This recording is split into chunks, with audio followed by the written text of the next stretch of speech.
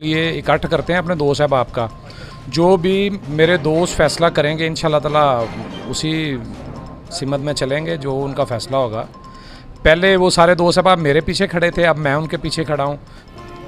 जी तहसील municipal committee में ज़िमनी इंतखाबात PP 139 जो 11 सितंबर को हो रहे हैं, उस सिलसिले में स्क्रूटनी का अमल जारी है। रिटर्निंग ऑफिसर स्क्रूटनी के अमल को देख रहे हैं। 18 उम्मीदवारों की दरख्वास्तें जमा हैं और रिटर्निंग ऑफिसर आज 4 बजे तक स्क्रूटनी के अमल को मुकम्मल कर लेते हैं। आइए रिटर्निंग ऑफिसर से जानते हैं कि वो स्क्रूटनी के अमल को किस तरह देख रहे हैं।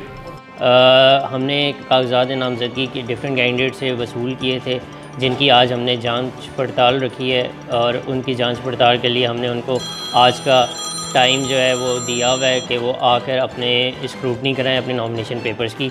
कल हम अपना फ़ैसला जो है वो लगाएंगे कि किसके कागजात नामजदगी जो हैं वो एक्सेप्ट और रिजेक्ट हुए हैं, और उसके बाद उनका बस अपने अपील का राइट है। जी मेरे साथ मौजूद हैं PP 139 से ज़िमनी इंतखाब में इलेक्शन लड़ने वाले चौधरी समीउल्लाह बुक्का। आइए उनसे पूछते हैं कि वो स्क्रूटनी के अमल के बाद क्या देख रहे हैं। अस्सलाम वालेकुम खान साहब, स्क्रूटनी मुकम्मल हो गई है, हमारे पेपरों को क्लियर कर दिया RO साहब ने। तो फिर आइंदा के लाए अमल के लिए इकट्ठ करते हैं अपने दोस्त अहबाब का।